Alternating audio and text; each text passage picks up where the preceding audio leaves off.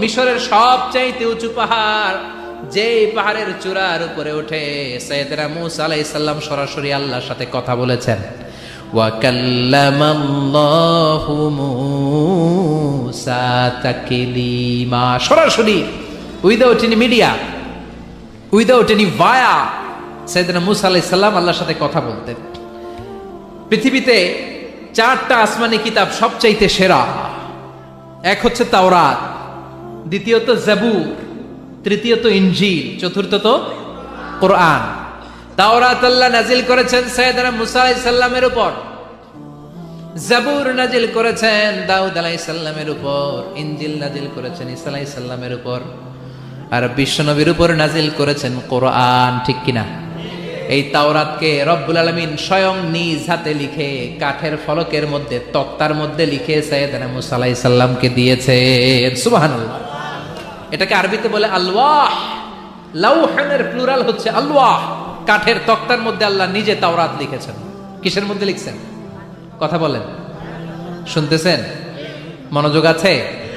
কাঠের তক্তার মধ্যে তাওরাত লিখলেন, লিখে মূসা আলাইহিস সালামকে বললেন, মূসা ফিহি বুরহান, ফিহি হুদা, ফিহি হিদায়া।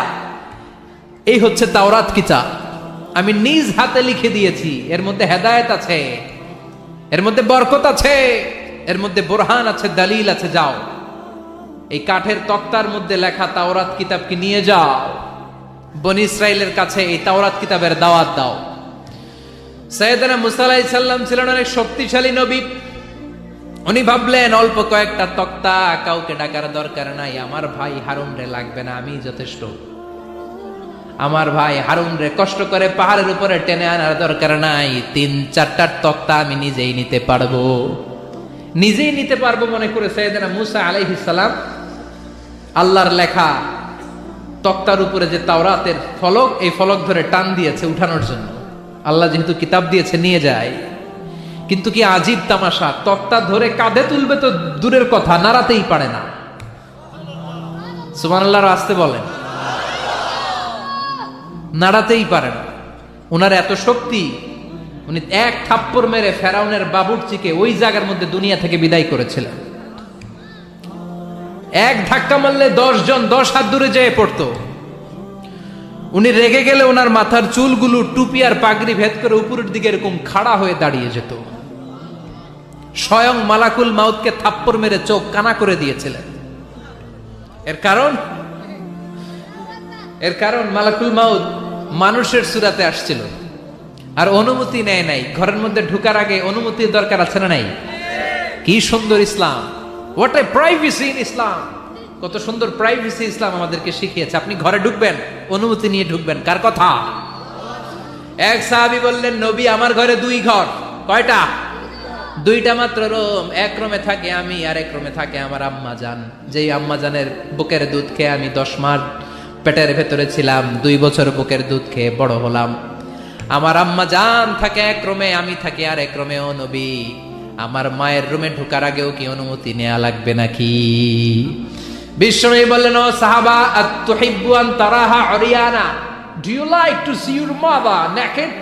তুমি কি তোমার মাকে নেকেড দেখতে চাও? তুমি কি তোমার মাকে উলঙ্গ দেখতে চাও? সাহাবী বললেন, কাল্লা, কখনোই না। বিশ্বনবী বললেন, ইদান তাস্তাদিন, তোমার মাকে যদি উলঙ্গ দেখতে না চাও তাহলে অবশ্যই অবশ্যই অবশ্যই তোমার মায়ের ঘরে ঢোকার আগে অনুমতি নিয়ে ঢুকবা। সুবহানাল্লাহ। মায়ের ঘরে ঢোকার আগে অনুমতি নিতে হবে। তাহলে ভাইয়ের ঘরে, বোনের ঘরে, ভাবির ঘরে, হ্যাঁ, ঢুকাই যাবে না। ভাবির ঘরে ঢোকা যাবে? কারো ঘরে ঢোকার আগে অনুমতি নিতে হবে। এটাকে বলে প্রাইভেসি। ইসলামী প্রাইভেসিকে গুরুত্ব দেয়। কারণ আপনি হয়তো এমন একটা সময় চলে যাবেন ঘরের ভেতরে আপনার আম্মা ওই সময় হয়তো হালকা পোশাক পরে, সিম্পল কোনো কাপড় পরে শুয়ে আছে, ঠিক কিনা? ওই পোশাকে সে আপনার সামনে আসতে চায় না। আপনি যখন নক করবেন, আপনি যখন সালাম দিবেন, পারমিশন চাইবেন, সে হয়তো ওনাকে ঢেকে চাদর পরে সুন্দর করে জামাটা পরে তারপরে আপনার সামনে আসবে। চিল্লায় বলেন ঠিক কিনা? এজন্য অনুমতি নিয়ে ঢুকা ফরজ। কারো ঘরে যখন যাবেন আগে সালাম দিবেন, 3 বার সালাম দিবেন। 3 বার সালাম দেওয়ার পরে যদি উত্তর না পাওয়া যায় চলে যাবেন। কার কথা? মানতে রাজি আছেন তো? এগুলো মানি না, এই জন্যই ঘরে অশান্তি। ফ্যামিলিতে অশান্তি, চোখের হেফাজত নাই, নজরের হেফাজত নাই। এই নজরের লাগাম যদি টেনে ধরতে পারেন, ফ্যামিলির 50% সমস্যা এমনিই চলে যাবে। চিল্লা এখন ঠিক কিনা? সাইয়েদনা মুসা আলাইহিস সালামের কাছে মালাকুল মাউত, মৃত্যুর ফেরেশতা, মানুষের সূরাতে এসেছিল, অনুমতি নেয় নাই, হুট করে ঘরে ঢুকছে, ঢুইকা কয় আনা মালাকুল মাউত, আমি মৃত্যুর ফেরেশতা, জিইতু আন আকবাদা রূহাক, আপনার রূহ কবজ করতে আসছি। মুসা আলাইহিস সালাম দেখতেছে একজন সলিমুদ্দি। মুসা নবী দেখে কি, আর সলিমুদ্দি কয় কি, আমি মালাকুল মাউত। ভেজাল আছে না নাই? সাইয়েদনা মুসা আলাইহিস সালাম দেখে দিব্যি সাধারণ মানুষ, আর সে বলে আমি তোমার রূহ কবজ করতে এসেছি। মুসা আলাইহিস সালাম রেগে গেলেন, অনেক মেজাজওয়ালা নবী ছিলেন, রাগের চোটে এক থাপ্পড় দিলেন, থাপ্পড় খেয়ে মালাকুল মাউতের এক চোখ নাই। বুখারীর বর্ণনা, ফাসাক্কাহু ফাফাকুআ আইনা, থাপ্পড় মারলেন, চোখ শেষ।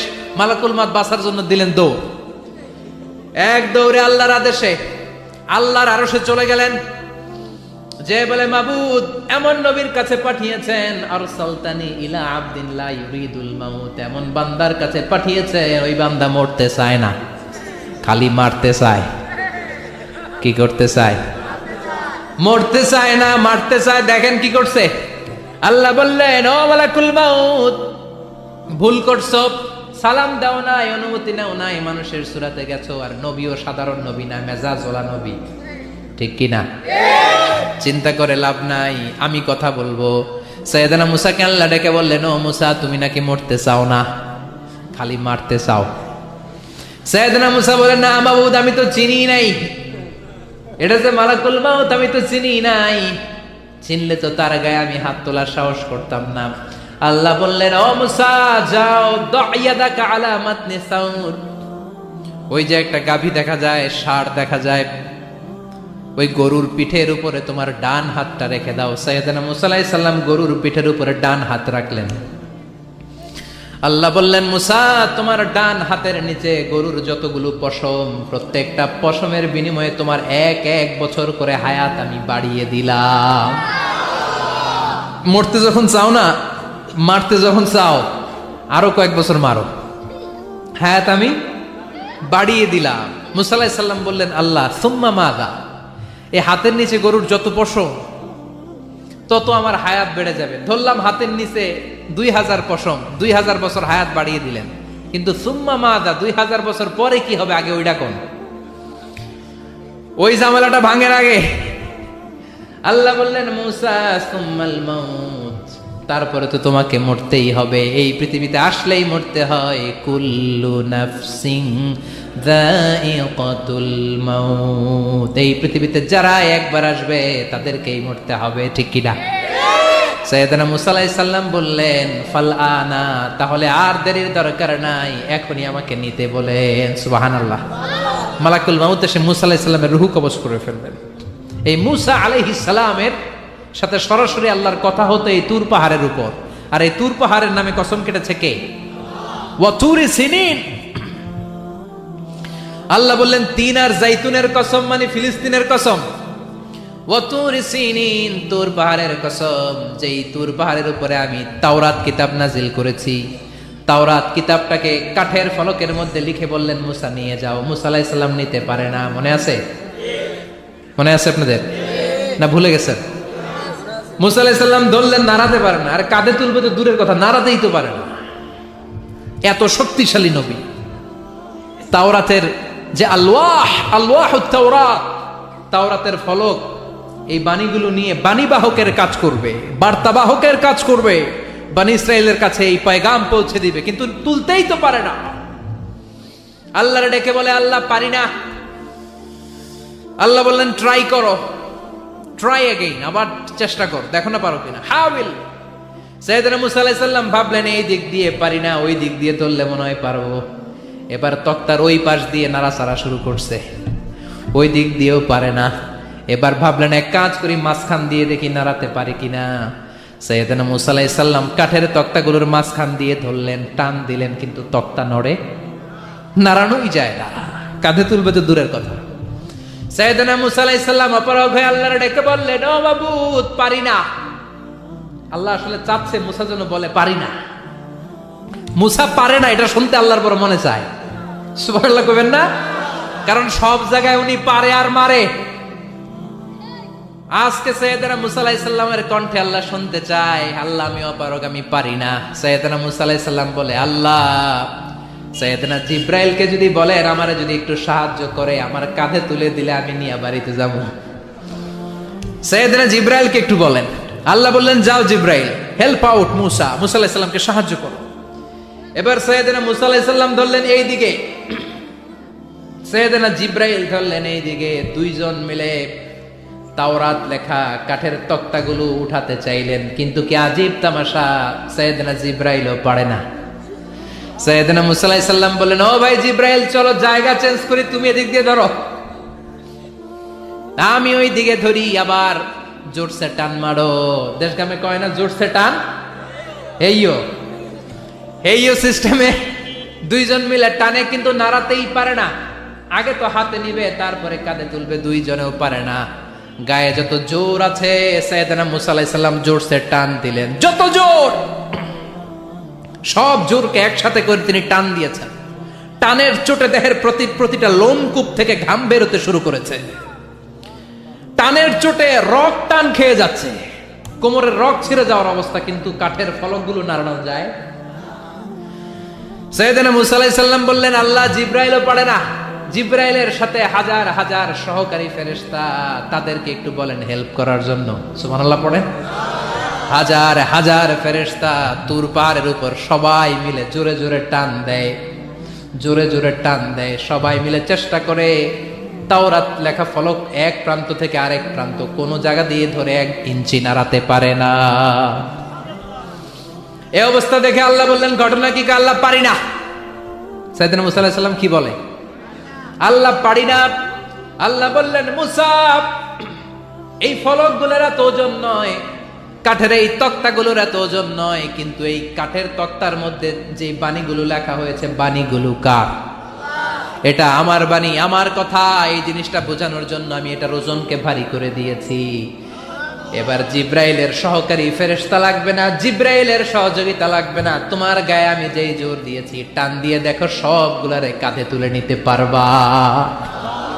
সাইয়েদনা মুসা আলাইহিস সালাম এবার বিসমিল্লাহ বলে সবগুলো তাওরাত লেখা কাঠের তক্তাগুলো কাঁধে নিয়ে এক দৌড়ে বাড়িতে।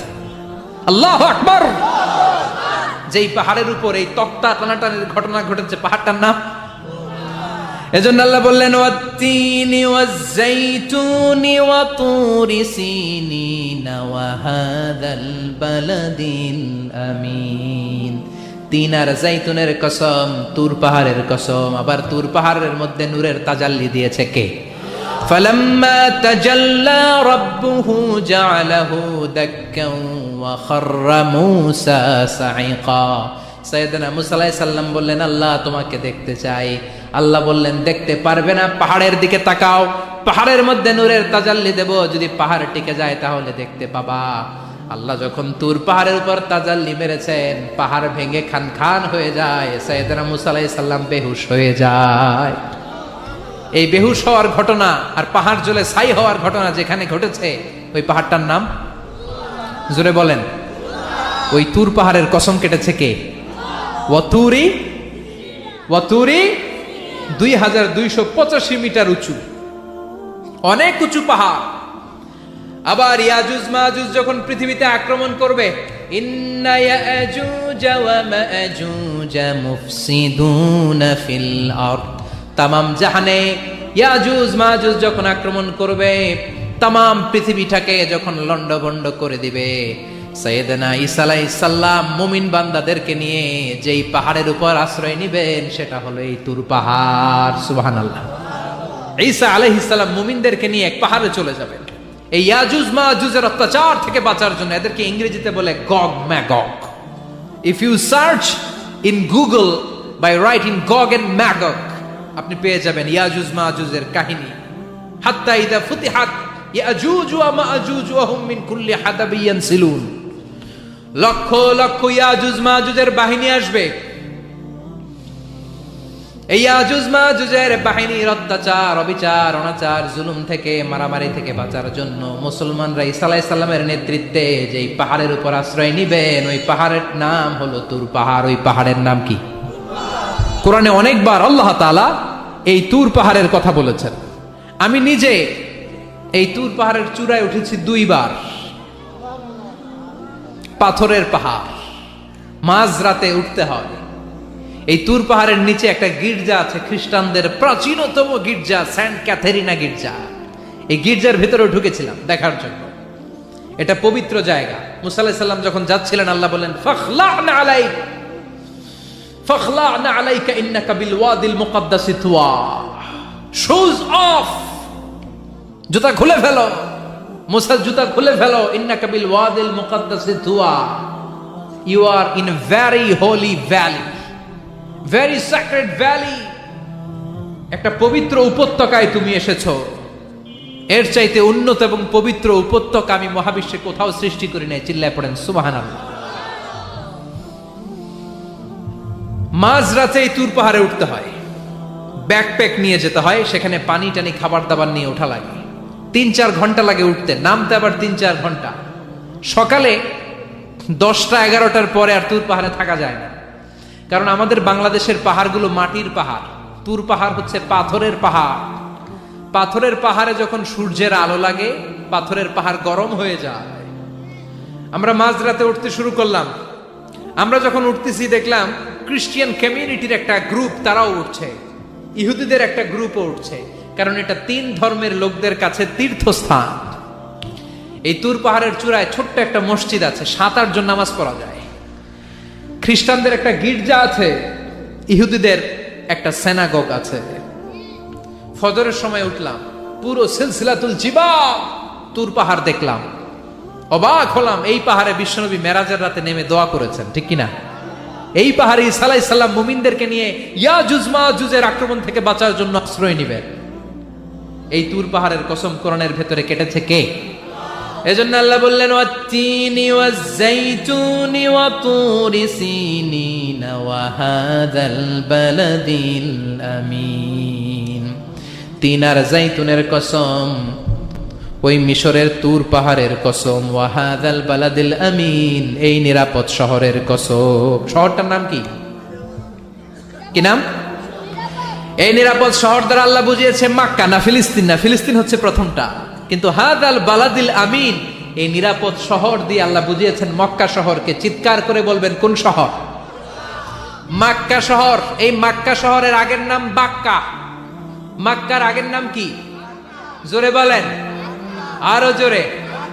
ইন্না আউওয়ালা বাইতিন উদিআ লিন-নাসি লাল্লাযী বিবাক্কাতা মুবারাকা হুদাল লিল আলামিন। নিশ্চয়ই পৃথিবীর সর্বপ্রথম ঘর যেই শহরের মধ্যে আমি আল্লাহ স্থাপন করলাম, শহরটার নাম হলো বাক্কা শহর। কি শহর? এই বাক্কা পরে চেঞ্জ হয়েছে মক্কা। আল্লাহু আকবার। তার মানে আজকে জানলেন মক্কা শহরের আগের নাম হলো বাক্কা। আগের নাম কি? মক্কা শহরে অনেক হোটেল আছে, ওই হোটেলের নাম ফুন্দুক বাক্কা। দেখছেন? ফুন্দুক বাক্কা মানে বাক্কা হোটেল। এই বাক্কা হচ্ছে মক্কার আগের নাম, মনে থাকবে? আল্লাহ বললেন হাযাল বালাদিল আমিন, এই নিরাপদ শহরের কসম, এই শহরের চেয়ে নিরাপদ শহর পৃথিবীর মধ্যে। ইউসাউইরুকুম ফিল আরহামি কাইফা ইয়াশা লা ইলাহা ইল্লা হুয়াল আজিজুল হাকীম। তিনি হলেন এমন সত্তা যিনি মায়ের পেটে থাকা অবস্থায় তোমাদের চেহারার ডিজাইন করে দিয়েছে। চিল্লায়া বলেন সুবহানাল্লাহ। তাহলে 4টা কসম কেটে আল্লাহ যে দামি কথাটা বললেন, লাকাদ খালাকনাল ইনসানা ফি আহসানি তাকওয়িম, সুন্দর আকৃতিতে তৈরি করেছি। এজন্য সুন্দর চেহারাটা নিয়ে যখন আয়নার সামনে দাঁড়াবেন, তখন আপনি আয়নার দোয়া পড়বেন আল্লাহুম্মা হাসসানতা খালকি ফাহসিন খুলুকি। বিশ্বনবীর চেহারা সুন্দর বেশি না কম? জোরে বলেন।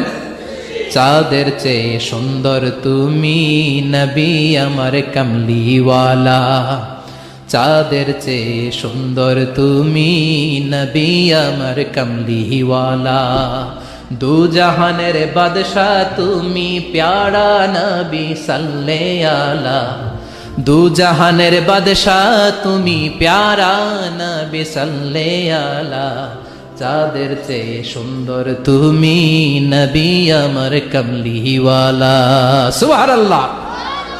বিশ্বনবীর চেহারাটা বড় সুন্দর ছিল, এত সুন্দর চেহারার মানুষ পৃথিবীতে দ্বিতীয়টা নাই। ওই চেহারা নিয়ে বিশ্বনবী আয়নার সামনে যখন দাঁড়াতেন উনি বলতেন আল্লাহুম্মা হাসসানতা খালকি ফাহসিন খুলুকি। এর মানে হলো আল্লাহ আমার চেহারাটা আপনি যেমন সুন্দর করেছেন আমার চরিত্রটাও সুন্দর করে দিয়ে। দিস ইজ দ্য অ্যাটিটিউড, এটাকে বলা হয় attitude. What a marvellous amazing attitude he belongs. বিশ্বনবীর কি সুন্দর অ্যাটিটিউড ছিল, সুন্দর চেহারা নিয়ে আয়নার সামনে দাঁড়িয়ে তিনি বলতেন আল্লাহ আমার চেহারাটা যেমনি সুন্দর করেছো আমার চরিত্রটাকেও সুন্দর করে দাও, আমার বাহিরটা যেমন সুন্দর আল্লাহ আমার ভেতরটারেও সুন্দর করে দিও। পড়েন আমিন। এই আয়নার দোয়া পারেন তো? আয়নার সামনে দাঁড়ায় এই দোয়া পড়েন তো? নাকি বলেন আয়না বসাইয়া দিও কলবের ভিতর? এগুলো বলবেন? পড়েন আল্লাহুম্মা হাসসানতা খালকি ফাহসিন খুলুকি, আল্লাহুম্মা হাসসানতা খালকি ফাহসিন খুলুকি। হে আল্লাহ, সবাই বলেন হে আল্লাহ তুমি আমার চেহারাটা সুন্দর করেছো, তুমি আমার চরিত্রটাও সুন্দর করে দিও। আমিন। আর জোরে পড়েন আমিন। এই জন্য নিজে যখন আয়নার সামনে দাঁড়াবেন এটা বলবেন, আপনার স্ত্রী যখন আয়নার সামনে দাঁড়ায় তখন এইটা বলবেন, আপনার বাচ্চা যখন আয়নার সামনে দাঁড়ায় তখন এই দোয়া পড়বেন। রাজি আছেন তো? আয়নার সামনে দাঁড়িয়ে আমরা বলবো হাসসানতা খালকি, আল্লাহ তুমি আমার চেহারাটা সুন্দর করেছো। আমরা সবাই সুন্দর, আমরা সবাই সুন্দর। যার কালার কালো, কালো চামড়ার লোক, তার মধ্যে একটা সৌন্দর্য আছে না নাই? আল্লাহ বললেন এই কালো আর ধলো এগুলো তো বাইরে, ওয়াখতিলাফু আলওয়ানিকুম ওয়া আলসিনাতিকুম, তোমাদের গায়ের রঙের ভিন্নতা, ভাষার ভিন্নতা, এগুলো আল্লাহর মিরাকেল। একজন সাদা, একজন কালো, একজন ধূসর বর্ণের, এক একজনের চেহারার সাথে আরেকজনের চেহারার মিল নাই। সুবহানাল্লাহ। এটাই সৌন্দর্য। এজন্য আল্লাহ বললেন লাকাদ খালাকনাল ইনসানা ফি আহসানি তাকওয়িম, আমি গোটা মানব জাতিকে চমৎকার একটা স্টাইল দিয়ে তৈরি করেছি। এই স্টাইলের সাথে পৃথিবীর কোনো প্রাণীর কোনো মিল থাকে না। সুবহানাল্লাহ। কি অসাধারণ আমাদের কাঠামো। আপনি যদি হিউম্যান ব্রেইন নিয়ে চিন্তা করেন, আমাদের ব্রেইনের ক্যাপাসিটি কিন্তু অনেক বেশি। এই পৃথিবীতে সবচাইতে পাওয়ারফুল যে কম্পিউটার আবিষ্কার করা হয়েছে এটার নাম Cray one super computer. United States of আমেরিকাতে যারা মিলিটারি বেসে জব করে তাদের ম্যাথমেটিক্যাল ইকুয়েশন ড্র করার জন্য, সলিউশন করার জন্য এই ক্রে-1 সুপার কম্পিউটার তারা ইউজ করে। বিজ্ঞানীরা হিউম্যান ব্রেইনের ক্যাপাসিটির সাথে ওই ক্রে-1 সুপার কম্পিউটারের তুলনা করেছে। তারা তুলনা করে দেখেছে ক্রে-1 সুপার কম্পিউটারের চেয়েও আমাদের ব্রেইন শতগুণ বেশি শক্তিশালী। আমাদের হেয়ারিং সিস্টেম নিয়ে যদি আপনি গবেষণা করেন অবাক হয়ে যাবেন। এই যে কানের মধ্যে এখানে পেঁচানো দেখা যায়, এটা কি আল্লাহ এমনি এমনি দিছে? মা খালাকতা হাদা বাতিলা, এমনি এমনি আল্লাহ কিচ্ছু দেয় নাই। এই পেঁচানো ডিজাইন না থাকলে আপনি শুনতে পেতেন না। আপনার কান দুইটা যদি কেটে কান কাটা রমজান করে দেয় আপনি কোনো আওয়াজ শুনতে পাবেন না। এই কানের ডিজাইন গুলো, এই আঁকাবাঁকা পথগুলো আল্লাহ তাআলা দিয়েছে ইথারে ভেসে আসা সাউন্ড গুলোকে ইলেকট্রিক্যাল সিগন্যালের মাধ্যমে ভেতরে ঢুকানোর জন্য। কানের 3টা পার্ট থাকে, একটা হচ্ছে আউটার এয়ার, একটা হচ্ছে মিডল এয়ার, তারপরে হচ্ছে ইনার এয়ার, মাঝখানে এয়ার ড্রাম থাকে। এই আউটার এয়ার থেকে, মিডল এয়ার থেকে তারপরে ইনার এয়ারে ইলেকট্রিক্যাল সিগন্যাল দিয়ে বাতাসে ভেসে আসা এই সাউন্ডের ওয়েভগুলো, এই তরঙ্গগুলোকে ইলেকট্রিক্যাল সিগন্যাল দিয়ে ট্রান্সমিট করে ব্রেইনের হেয়ারিং নার্ভের কাছে পাঠিয়ে দেয়। এই সূক্ষ্ম কাজগুলো হতে আসলে অনেক সময় লাগে, কিন্তু 1 সেকেন্ডের মধ্যে আমি বলছি আর আপনারা সেকেন্ডে শুনছেন। চিল্লা এখন সুবহানাল্লাহ। আবার কান যেখানে রাখা দরকার আল্লাহ ওইখানে রাখলেন, চোখ দুইটা যেখানে দেয়া দরকার ওইখানে দিলেন, নাক যেখানে দেয়া দরকার ওইখানে, মুখ যেখানে দেয়া দরকার। এর চেয়ে সুন্দর করে কি আর তৈরি করা যেত? নাক এইখানে না রেখে অন্য জায়গায় সেট করলে কি বেশি সুবিধা হতো? নাক যদি পেছনে থাকতো, খাওয়ার সময় খাবারটা বাসি না ভালো এটা ঘ্রাণ নেয়ার জন্য সব সময় খাবার পেছনে নিয়ে ধরা লাগতো, ঠিক কিনা? তার মানে নাক এই জায়গায় রাখাতে সুবিধা হয়েছে না? সুবহানাল্লাহ কইবেন না? কি সুন্দর মুখটা দিলেন, হ্যাঁ, কি সুন্দর চোখ দিলেন। এই কান দিয়ে আমরা শুনি, দেখেন কানের সেটিংটা কত সুন্দর। ধরেন ফর এন এক্সাম্পল, উদাহরণস্বরূপ, এই কানটা আল্লাহ এইখানে না রেখে এই কান যদি আপনার এই বাম বগলের ভিতরে দিত, আর এই কান যদি আপনার এই বগলের নিচে দিত, তাহলে আজকে মিজানুর রহমান আজহারের ওয়াজ শোনার জন্য সবার এইভাবে বসে থাকা লাগতো 1.5 ঘন্টা। কারণ এইভাবে এখন যেভাবে আছেন এইভাবে বসে থাকলে তো কান চাপা পড়ে যেত, কথা একটাও শোনা যেত না। সুবহানাল্লাহ কইবেন না? চোখের সেটিংটা কত সুন্দর। চোখ এইখানে না রেখে যদি মাত্র 2 ইঞ্চি উপরে এইখানে দিত, সেজদা দিতে পারতেন? শীতকালে যে ফুটবল খেলেন, হেড দিতে পারতেন? হেড দিতে গেলে বল চোখের মধ্যে লাগা চোখ শেষ। সুবহানাল্লাহ পড়েন। কি অসাধারণ অবকাঠামো! এই হিউম্যান অ্যানাটমি নিয়ে গবেষণা করলে মানুষ অবাক হয়ে যায়। দেহের ভেতরে কি সমস্ত যন্ত্রপাতি দিলেন, কিডনি দিলেন, গল ব্লাডার দিলেন, হার্ট দিলেন, লাং দিলেন। যেখানে যে অঙ্গটা রেখে দেওয়া দরকার ঠিক সেইভাবে মায়ের পেটে থাকতেই আমাদের ডিজাইন দিয়েছে কে? এতগুলো ডিজাইনের মালিক কে?